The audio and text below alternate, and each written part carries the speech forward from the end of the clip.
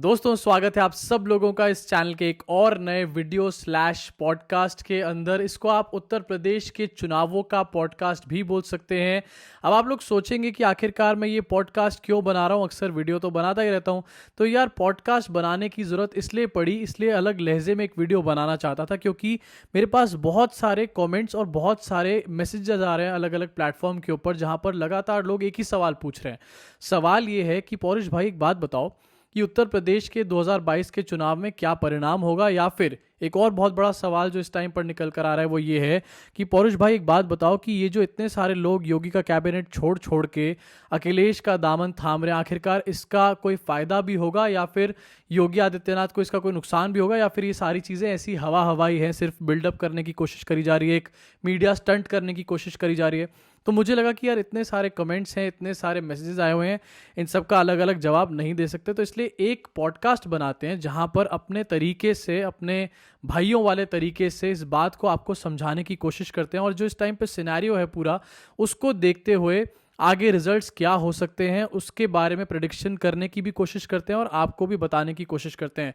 सो इस चीज़ को एक ब्रॉडर पर्सपेक्टिव में आपको समझाना चाहूँगा, इस टाइम पे सिचुएशन क्या चल रही है, ज़्यादा सिचुएशन ऐसी क्यों बन गई है, क्यों लोग ये सवाल पूछ रहे हैं, आपको अच्छे तरीके से पता है। रोज़ नई खबर निकल कर आ रही है जहां पर हमारे को ये चीज़ पता चल रही है, फिर दिखाई दे रही है कि योगी सरकार का एक मंत्री उसने रिजाइन कर दिया, और आज पता चल रहा है कि वो अखिलेश यादव के साथ जाते हुए नजर आ रहे हैं।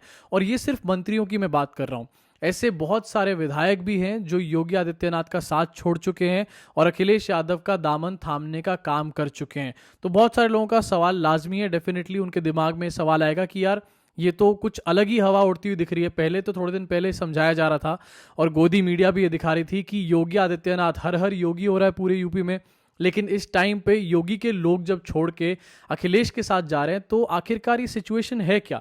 तो सबसे पहले सिचुएशन क्या है, और ये जो चुनाव है ये सबसे ज़्यादा इंटरेस्टिंग क्यों है, मैं आपको सबसे पहली चीज़ ये समझाना चाहता हूँ।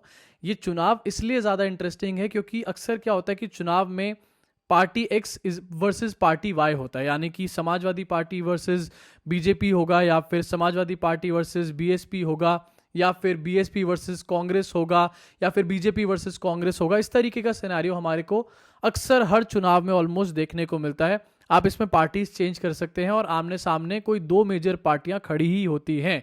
हर चुनाव का ये सेम सेट फॉर्मेट होता है, लेकिन इस चुनाव के अंदर पता है सबसे ज़्यादा इंटरेस्टिंग बात क्या है, और सबसे ज़्यादा इंटरेस्टिंग बात वो है इसी वजह से जो भी चीज़ें आप इस टाइम पर देख रहे हैं उनके ऊपर एक बहुत बड़ा इम्पैक्ट वो भी डालती हैं। सबसे बड़ा फैक्टर ये है इस टाइम पे कि बीजेपी वर्सेस समाजवादी पार्टी तो है ही है, लेकिन इस टाइम पे बीजेपी वर्सेस समाजवादी पार्टी से भी ज़्यादा है योगी वर्सेस नरेंद्र मोदी स्लैश अमित शाह।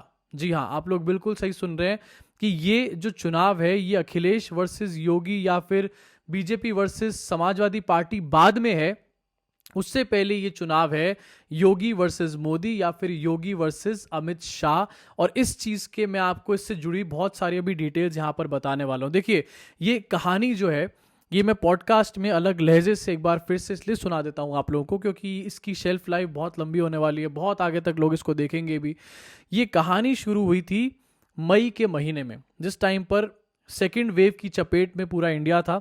उस टाइम पर मई के एंड में एक नाम सामने आया, पहली न्यूज़ ये सामने आई कि उत्तर प्रदेश का कैबिनेट एक्सपेंशन होने वाला है, यानी कि विस्तार होने वाला है, नए कैबिनेट मिनिस्टर्स बनाए जाएंगे, नयों को ऐड किया जाएगा। इसी के बीच में एक और नया नाम सामने आया जो था ए.के. शर्मा। ए.के. शर्मा कौन है आप लोगों को शायद पता नहीं होगा, जिनको पता है अच्छी बात है।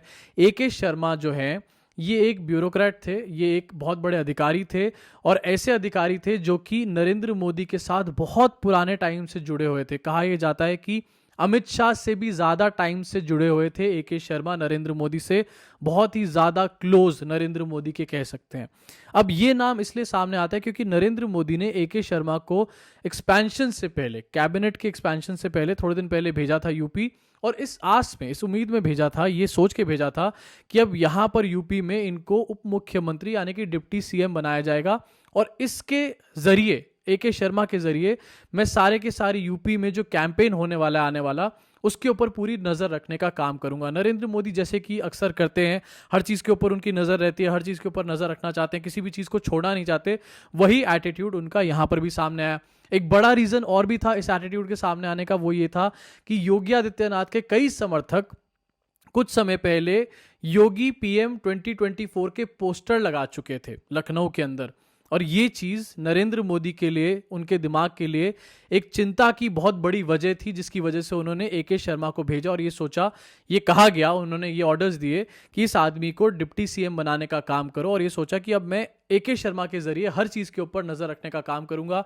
और योगी आदित्यनाथ जो अपने आप को पीएम के लिए पिच करना चाह रहे हैं, या फिर अपने आप को एक तरीके से अपनी इमेज रखना चाह रहे हैं, पीएम की तरीके से कंटेंडर बनना चाह रहे हैं मेरे, उनको रोकने का काम करूंगा। अब होता क्या है कि योगी आदित्यनाथ का जो कैबिनेट एक्सपेंशन होता है वो थोड़े दिन टल जाता है। टलने के बाद पता चलता है कि एके शर्मा, जिनको नरेंद्र मोदी ने भेजा था, बहुत क्लोज आदमी थे, उनको कैबिनेट में भी जगह नहीं दी गई। फाइनली जब जून के स्टार्टिंग में एक्सपेंशन हुआ तो उनको कैबिनेट में जगह नहीं दी गई। डिप्टी सीएम तो दूर की बात है, उनको एक छोटा सा चिंटू मिंटू मंत्री भी नहीं बनाया गया, जो कि अपने आप में नरेंद्र मोदी के लिए एक और बहुत बड़ा और बहुत करारा झटका था। जो सिचुएशन हम लोग आज अपनी स्क्रीन्स पर देख रहे हैं, अपने सामने देख रहे हैं, उस टाइम पर इसका फाउंडेशन रखा जा चुका था।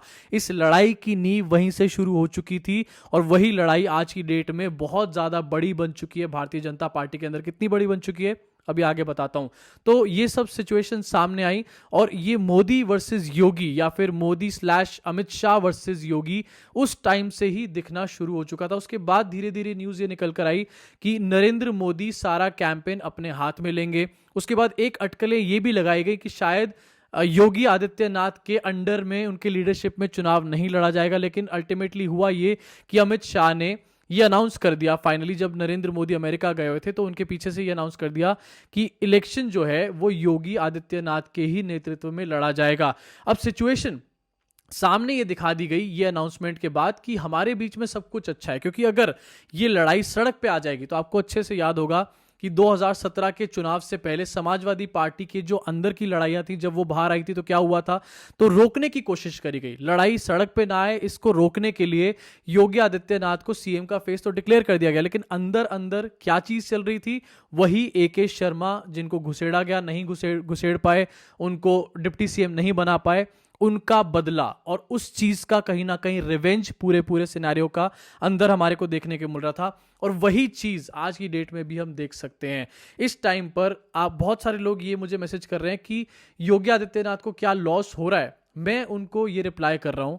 और इस टाइम पे सिचुएशन ये है कि नरेंद्र मोदी, इस टाइम पे जो सबसे ज्यादा अनकंफर्टेबल आदमी है ना, वो योगी आदित्यनाथ है। नरेंद्र मोदी अनकंफर्टेबल नहीं है। बहुत सारे लोग सोचेंगे कि नरेंद्र मोदी 2024 की वजह से बहुत अनकंफर्टेबल हो रहे हैं, इस टाइम पे ऐसा नहीं है। अगर यूपी इलेक्शन में सीट्स कम आ जाती हैं थोड़ी बहुत, या फिर बाय चांस बॉर्डर लाइन पे बीजेपी हार भी जाती है, थोड़े बहुत सीटों से बीजेपी हार भी जाती है, तो भी नरेंद्र मोदी को बड़ा नुकसान नहीं होगा। क्यों? क्योंकि इस चुनाव में, आप समझो, इस चुनाव में जो रियल चेहरा है, जो नरेंद्र मोदी का चेहरा है, उसको बहुत ज्यादा आगे इस टाइम पर नहीं रखा जा रहा है। योगी आदित्यनाथ को ही आगे रखा जा रहा है, और कह दिया गया है कि इनके नेतृत्व में ही चुनाव लड़ा जा रहा है। अगर हार होगी तो किसकी हार होगी? योगी आदित्यनाथ की हार होगी। नरेंद्र मोदी की को उस हार से काफी दूर रखा जाएगा। ऑल्सो जब 2022 के चुनाव आएंगे तो मुद्दे अलग होंगे, वोटिंग पैटर्न अलग होगा। 2017 के चुनावों में और 2019 के चुनावों में भी बहुत ज्यादा अलग पैटर्न देखा गया था। इसलिए अगर ये चुनाव बॉर्डर लाइन पे बीजेपी हार भी जाती है तो नरेंद्र मोदी को नुकसान नहीं होगा, इसका सबसे बड़ा नुकसान होगा योगी आदित्यनाथ को। क्योंकि योगी आदित्यनाथ के पास, समझिए, इस टाइम पर योगी आदित्यनाथ एक सीएम है। एक सीएम होने के बावजूद भी उनके साथ उनसे इस तरीके से रिवेंज निकाला जा रहा है नरेंद्र मोदी के द्वारा और अमित शाह के द्वारा। उनको रोकने की पूरी कोशिश करी जा रही है। जब योगी आदित्यनाथ सीट पर नहीं रहेंगे, जब उनके पास कोई पावर नहीं रहेगी, तो आखिरकार उनका पॉलिटिकल करियर खत्म करना नरेंद्र मोदी के लिए कितना आसान हो जाएगा, यह आप लोग अच्छे तरीके से समझ सकते हैं। इसलिए योगी आदित्यनाथ के लिए ये जो सिचुएशन है, ये एक डू और डाई सिचुएशन बन चुकी है। देखिए, दो सिचुएशंस होंगी। योगी आदित्यनाथ, अगर ये लोग मार्जिन लाइन पे हार गए तो योगी आदित्यनाथ का पॉलिटिकल करियर पूरी तरीके से खत्म है, और ये योगी आदित्यनाथ भी जानते हैं। वो जानते हैं कि नरेंद्र मोदी, अमित शाह उनको पार्टी में टिकने ही नहीं देंगे उसके बाद। और अगर वो बॉर्डर लाइन से थोड़ा सा आगे जाके जीत जाते हैं, 202 बॉर्डर लाइन पे जीतना है, अगर 202 से आगे वो सीटें ले आते हैं, 207 या 210 सीटें वो ले आते हैं और सरकार बना लेते हैं, तब ये एक बहुत बड़ी खतरे की घंटी होगी। किसके लिए? नरेंद्र मोदी के लिए। तो जितने भी लोग अभी छोड़ के जा रहे हैं, वो जाके बार बार यही मैसेज जा रहा है कि योगी आदित्यनाथ का नेतृत्व बहुत ज्यादा वीक है। इससे नरेंद्र मोदी की इमेज को डेंट नहीं पड़ रहा, योगी आदित्यनाथ की इमेज को डेंट पड़ रहा है। अखिलेश यादव को इसका फायदा होगा या नहीं होगा, ये चुनाव के टाइम पे, वोटिंग के टाइम पे डिसाइड होगा। लेकिन इस टाइम पे जो लीडरशिप की क्राइसिस है वो योगी आदित्यनाथ के सर पे बनती हुई नजर आ रही है। और उसमें जहां पर मैंने बताया था ये डू और डाई सिचुएशन है योगी आदित्यनाथ के लिए, उसमें योगी आदित्यनाथ हारते हुए नजर आ रहे हैं। इस टाइम की सिचुएशन भारतीय जनता पार्टी के अंदर ये सिचुएशन है। मैं दूसरी तरफ बात करना चाहता हूं और पूरा सिनेरियो एक ब्रॉडर पर्सपेक्टिव में आपको समझाना चाहता हूं। ये तो अंदर की बात हो गई। एक तरफ आप इसको मान सकते हैं कि अमित शाह / नरेंद्र मोदी वर्सेस योगी आदित्यनाथ चल रहा है।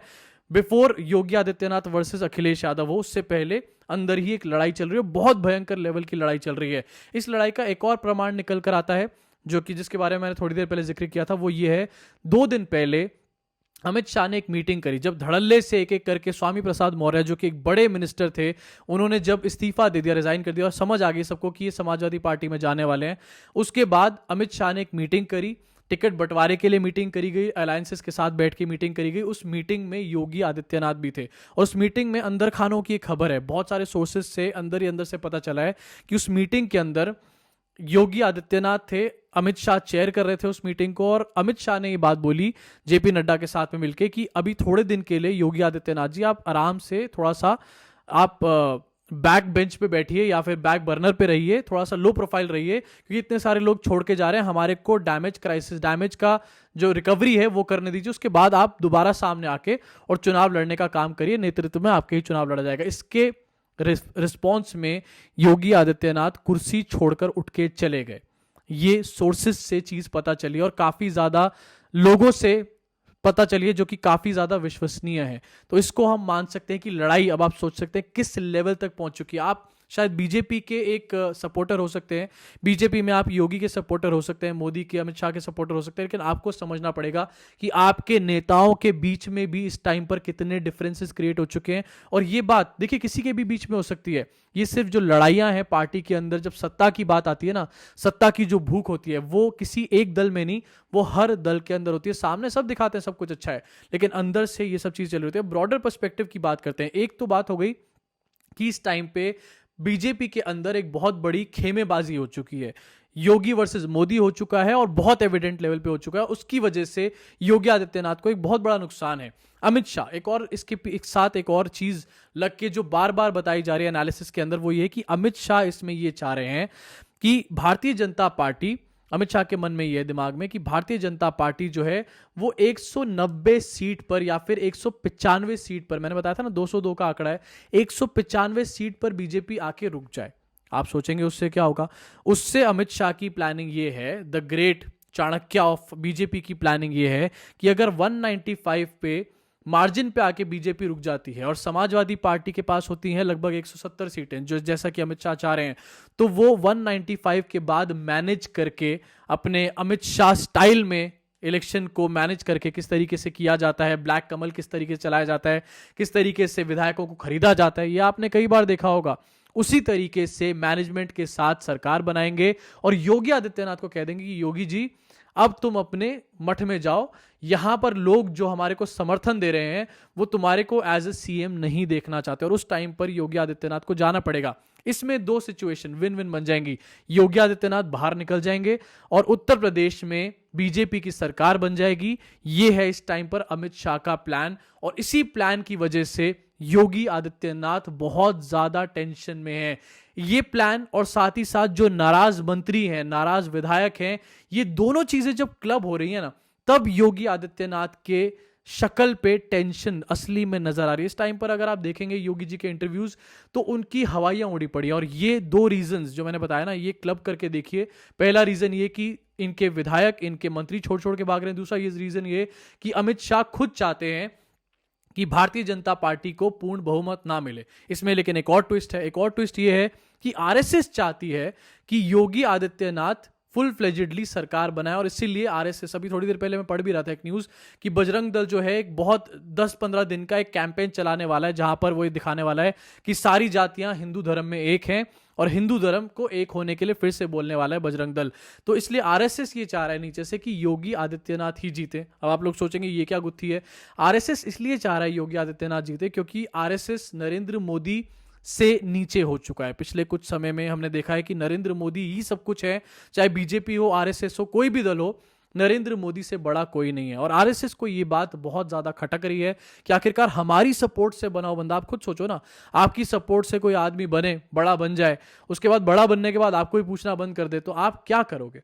आप उसके सामने किसी और को खड़ा करने का काम करोगे, और वही चीज आरएसएस कर रही है। तो अमित शाह एक तरफ से इलेक्शन को बॉर्डर लाइन पे जितवाना चाहते हैं, आरएसएस लेकिन चाहती है पूरी तरीके से इलेक्शन जीते और योगी आदित्यनाथ और स्ट्रांग हो, जिससे कि नरेंद्र मोदी को 24 में हटाने का काम किया जा सके। ये है अंदर का पूरा गेम। अब मैं आपको बताता हूं, इसके अलावा दो चीजें और भी हैं। गोदी मीडिया की विश्वसनीयता, हम इस पॉइंट पर आके खड़े हो चुके हैं जहां पर गोदी मीडिया की विश्वसनीयता पूरी तरीके से खत्म हो चुकी है। इनके अपने अंधभक्त भी अब इनके चैनल नहीं देखते, बीजेपी के जो फॉलोअर्स हैं वो भी इनके चैनल नहीं देखते, और इसलिए गोदी मीडिया की क्रेडिबिलिटी जीरो हो चुकी है, जो कि चुनाव में एक बहुत बड़ा रोल प्ले करती है। इसी के साथ डेवलपमेंट मॉडल की जो बात करी गई थी, बीजेपी के अपने फॉलोअर्स, बीजेपी के अपने लोग इस बात को मानते हैं कैमरा बंद होते ही कि यहां पर कोई भी काम नहीं करा गया है। अगर इंडस्ट्रियल डेवलपमेंट की बात करी जाए, कुछ भी नहीं हुआ है। जॉब्स 4.5 लाख की बात करते हैं, कहीं तो कुछ और थी, लेकिन फिर भी बात 4.5 लाख की, लेकिन 4.5 लाख कहां है? एग्जाम के पेपर लीक हो रहे हैं, उसके बारे में कुछ नहीं हो रहा। इसके अलावा क्राइम रेट के बारे में बार बार बात होती है कि महिलाओं की सुरक्षा आखिरकार आज की डेट में कहां खड़ी है। अमित शाह कहते हैं कि आधी रात को भी बेटी को घर बाहर भेज दो स्कूटी के ऊपर गहने लाद के, कोई दिक्कत नहीं है, लेकिन क्या बेटी सच में सेफ है? नहीं है। इसकी न्यूज बार बार निकल के सामने आती है, और हाथरस को कोई भूला नहीं है। इसके अलावा कोरोना की सेकेंड वेव का बैड मैनेजमेंट, इसको तो हम भुला ही नहीं सकते। अगर आप इन सब चीजों को क्लब करके आज की सिचुएशन में देखें तो भारतीय जनता पार्टी काफी बड़े लॉस पे आ चुकी है। मैं ये नहीं कह रहा हूं कि हार चुकी है, सुपड़ा साफ, अगर कहा जाए तो काफी बड़े लॉस पे आ चुके हैं। और बीजेपी के लिए सुपड़ा साफ कहना भी यही होगा कि अगर आप 300 से अगर 200 पे या फिर 200 से नीचे 195 पे आज की डेट में आ चुके हैं, तो ये आपके लिए सुपड़ा साफ कहने के बराबर ही होगा। ये मैं इस टाइम पर कह सकता हूं कि भारतीय जनता पार्टी एक बिग लॉस पे है, अखिलेश यादव एक बिग गेन पे है, बहुत बड़े गेन के ऊपर हैं। जो असली इस टाइम पे चुनाव बचा है वो कितनी सीट्स का पता है? इस टाइम पे असली चुनाव बचा है 30 सीट्स का सारा खेल 30 सीट के ऊपर हो रहा है।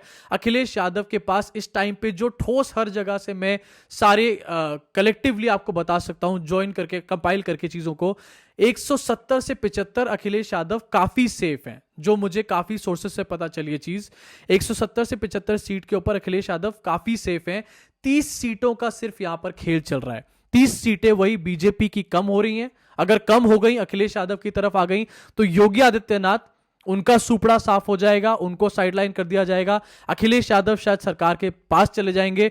और नहीं तो इसमें यह सिचुएशन भी हो सकती है कि अमित शाह जो है वो मैनेजमेंट के माध्यम से इस 30 सीटों के हेर फेर में ही अपनी सरकार बनाने का काम कर लें।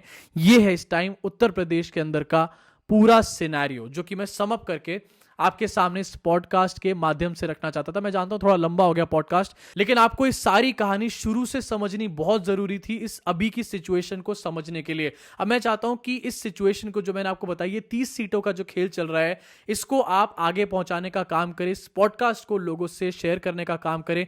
मेरी एक अलग पहल है पॉडकास्ट के माध्यम से अपनी बात आप तक रखने की। जो बात मैं जगहों से, कई जगहों से सुन रहा हूं, उसको, उस डेटा को कंपाइल करके आपके सामने प्रेजेंट करने की। आपको कैसी लग रही है मेरी पहल? ये पॉडकास्ट कैसा लग रहा है? ये स्टाइल कैसा लग रहा है? ये लहजा कैसा लग रहा है? इसके बारे में भी आप कमेंट सेक्शन में कमेंट करके मुझे बता सकते हैं। अभी के लिए इस वीडियो में /पॉडकास्ट में सिर्फ इतना ही। मुलाकात होगी आप सब लोगों से फिर से इसी चैनल के एक और नए वीडियो या फिर एक नए पॉडकास्ट में। धन्यवाद।